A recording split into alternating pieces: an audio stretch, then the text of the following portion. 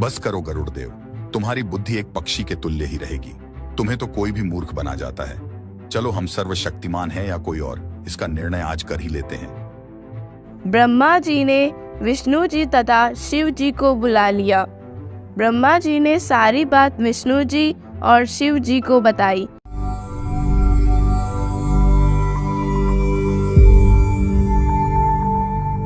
एक बार विष्णु जी के वाहन गरुड़ देवता ब्रह्मा जी के पास ज्ञान चर्चा करने गए। प्रणाम हो ब्राह्मण।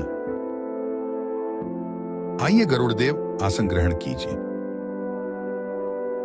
भगवान, मैं आपसे कुछ ज्ञान चर्चा करने आया हूं। आप सर्वश्रेष्ठ बुद्धिमान और वेदों के ज्ञाता माने जाते हो। क्यों नहीं गरुड़ देव, बोलो, ऐसी क्या बात हो गई? मैंने एक महर्षि जी से सुना है कि आप तीनों देवताओं से भी ऊपर 3 अन्य परम शक्तियां हैं। आप तीनों तो जन्म और मृत्यु में आते हो, क्या यह बात सही है? गरुड़ देव, आपने ये बात तो सत्य सुनी है कि हम जन्म और मृत्यु में हैं, लेकिन हमारे से ऊपर भी कोई और शक्तियां हैं। ये निसंदेह गलत है। हमारी माता दुर्गा के अलावा हमारे से अधिक शक्तिशाली और कोई नहीं है। नहीं ब्राह्मण, आप सर्वोच्च भगवान नहीं हैं। एक ऐसी शक्ति भी है जो कभी जन्म मृत्यु में नहीं आती। उस परम अक्षर ब्रह्म का लोक भी सनातन परम धाम अर्थात अविनाशी कहलाता है। आप त्रिदेव की भक्ति करने वाले कभी भी उस अमर पद को प्राप्त नहीं कर सकते। आपने साधक की ना ही कर्म लेख मिटा सकते हो और ना ही बढ़ा सकते हो। जबकि अर्ग्वेद के मंडल 10 सूक्त 161 मंत्र 2 के अनुसार वह परमात्मा अपने रोगी साधक की अगर आयु भी समाप्त हो गई हो तो उसे धर्मराज से छुड़वाकर नवजीवन प्रदान कर सकता है।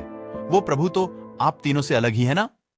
ब्रह्मा जी को वेदों का ज्ञान तो था, लेकिन उन्हें न तो उस परम शक्ति का ज्ञान था और न ही कभी ऐसा सुना था। सृष्टि में त्रिदेव ही पूज्य थे, इसलिए उन्हें गरुड़ देवता की बातें चुभ रही थी। बस करो गरुड़ देव, तुम्हारी बुद्धि एक पक्षी के तुल्य ही रहेगी। तुम्हें तो कोई भी मूर्ख बना जाता है। चलो हम सर्वशक्तिमान हैं या कोई और, इसका निर्णय आज कर ही लेते हैं। ब्रह्मा जी ने विष्णु जी तथा शिव जी को बुला लिया। ब्रह्मा जी ने सारी बात विष्णु जी और शिव जी को बताई। ना जाने किस ऋषि ने आज इसकी बुद्धि भ्रष्ट कर दी है। वे दोनों भी गरुड़ देवता से शुद्ध हो गए। हमारे इस प्रकार विवाद से कोई निर्णय नहीं होगा जब तक कि हम किसी संपूर्ण ज्ञानी से हमारा समाधान ना करवा लें। हम सभी को यह ज्ञान होना आवश्यक है कि आखिर इस सृष्टि का रचनहार कौन है। सभी ने निर्णय किया कि वे माता दुर्गा से ही अपना समाधान करवा लेते हैं। सभी माँ दुर्गा के पास पहुँचे। माता जी, आज ये गरुड़ देव न जाने किन की बातों में उलझ गए हैं। इसका कहना है कि हम तीनों से भी अन्य परमेश्वर हैं, जो एकमात्र अविनाशी है।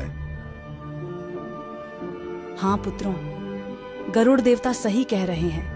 आप तीनों सर्वशक्तिमान नहीं हैं। परमेश्वर तो अन्य ही है। आप तो मेरी ही कोख से उत्पन्न हुए हो, जबकि वह पूर्ण परमेश्वर हम सबका रचयिता और अजन्मा है। लेकिन उसको जानना और पाना असंभव है। आपको यह भ्रम है कि आप ही सब कुछ है। आपकी आयु तो उस पूर्ण भ्रम के सामने एक पल भी नहीं है। ना सुनकर सभी वापस आ गए, लेकिन अभिमानवश अपनी हार नहीं मान रहे थे। ऐसी कोई परम शक्ति होना असंभव है। अगर कोई ईश्वर होता तो हमारे से छुपकर क्यों बैठा है? हमारे से सीधा मिलना चाहिए। गरुड़ देवता वहां से चले आए और परमात्मा कबीर साहिब के पास आ गए।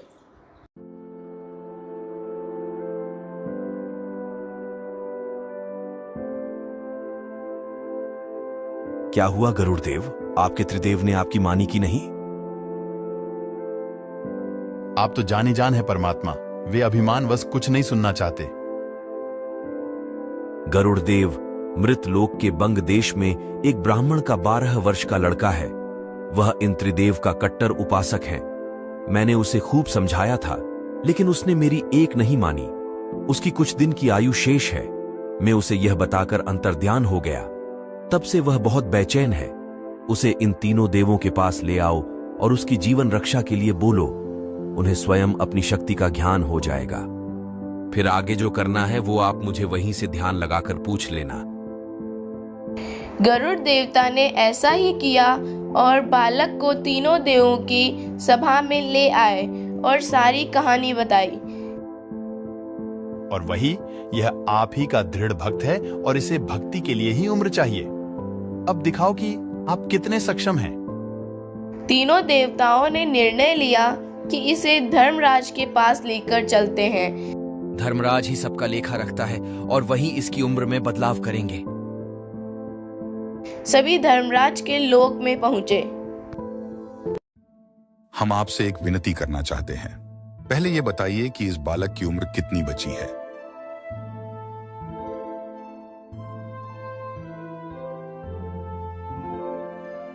ब्राह्मण, इस बालक की उम्र अब मात्र 3 दिन की ही शेष है। क्या आप इस बालक की उम्र में वृद्धि कर सकते हैं? नहीं विष्णुनाथ, इसकी उम्र में बदलाव असंभव है। यह हमारा अच्छा भक्त है और इसे केवल भक्ति करने के लिए ही उम्र चाहिए। भोलेनाथ, ऐसा कुछ भी हो लेकिन उम्र नहीं बढ़ सकती। ये मेरे हाथ से परे की बात है। भाई धर्मराय, यह हमारी इज्जत का सवाल है। हमारी कुछ तो मान मर्यादा रख लीजिए। हम कोई रोज थोड़ी आते हैं। क्षमा करो ब्राह्मण, मैं ऐसा करने में असमर्थ हूं। हाँ, एक उपाय है। अगर आप अपनी उम्र में से इसे देना चाहे तो मैं इसकी उम्र बदल सकता हूं। इसकी उम्र में बदलाव कौन कर सकता है उसे तो मैं भी नहीं जानता, लेकिन वह है पूर्ण शक्ति युक्त प्रभु।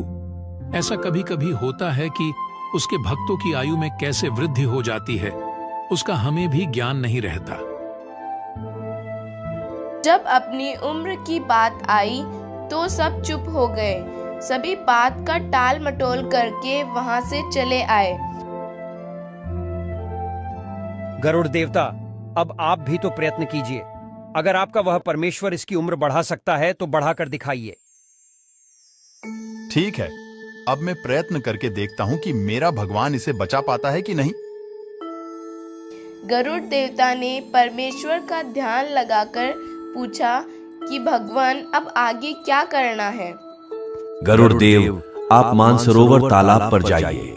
वहां एक श्रवण नाम का भक्त रहता है। उसे मैंने सब बता रखा है। इस बालक के लिए आप वहां से अमृत ले आइए। गरुड़ देवता ने ऐसा ही किया। मानसरोवर से अमृत लाकर बालक को पिला दिया और उसे पूर्ण परमेश्वर का ज्ञान समझाने लगे। बेटा, ये अमृत आपका जीवन रक्षक नहीं है। यह उस परमेश्वर ने बहाना बनाया है। अभी देखा आपके ब्रह्मा, विष्णु और शिव जी को कि कैसे वे तुम्हें बचाने में असमर्थ है। ये वे ही कबीर जी है जो आपको मिले थे और संपूर्ण ज्ञान समझाया था। अगर जीवन रक्षा चाहिए तो इनसे सत भक्ति ग्रहण कर लेना। पूर्ण परमेश्वर कबीर साहिब वहां पहुंच गए। क्षमा कीजिए भगवान, मैं आपको नहीं जान पाया। मुझे सत भक्ति प्रदान कीजिए मालिक। परमेश्वर ने बालक को दीक्षा दी और वह ब्रह्मा, विष्णु, महेश जी की भक्ति त्याग कर पूर्ण ब्रह्म परमेश्वर की सत भक्ति करने लगा। लगभग 15 दिन बीत गए। एक दिन गरुड़ देवता बालक को लेकर ब्रह्मा जी के पास गए। विष्णु जी तथा शिव जी भी वहां आ गए और बालक को देखकर अचंभित थे। सभी धर्मराज के पास गए। क्या यह वही बालक है जो कुछ दिन पहले आपके साथ यहाँ आया था? हाँ, यह वही बालक है। कृपया अब इसकी उम्र बताइए।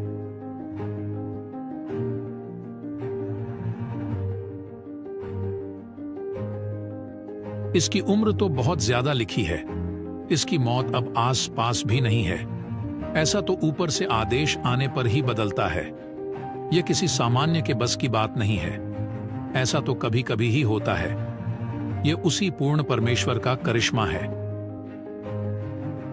बालक और गरुड़ जी का और अधिक विश्वास परमेश्वर में दृढ़ हो गया, लेकिन ब्रह्मा, विष्णु और शिव जी से अभी भी मान बढ़ाई नहीं छूट रही थी।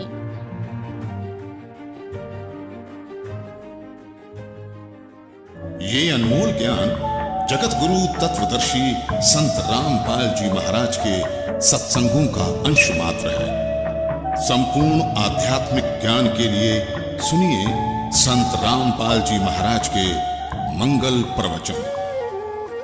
आप संत रामपाल जी महाराज जी के मंगल प्रवचन संत रामपाल जी महाराज एप्लीकेशन पर भी सुन सकते हैं तथा उनके द्वारा लिखी पुस्तकें भी डाउनलोड कर सकते हैं।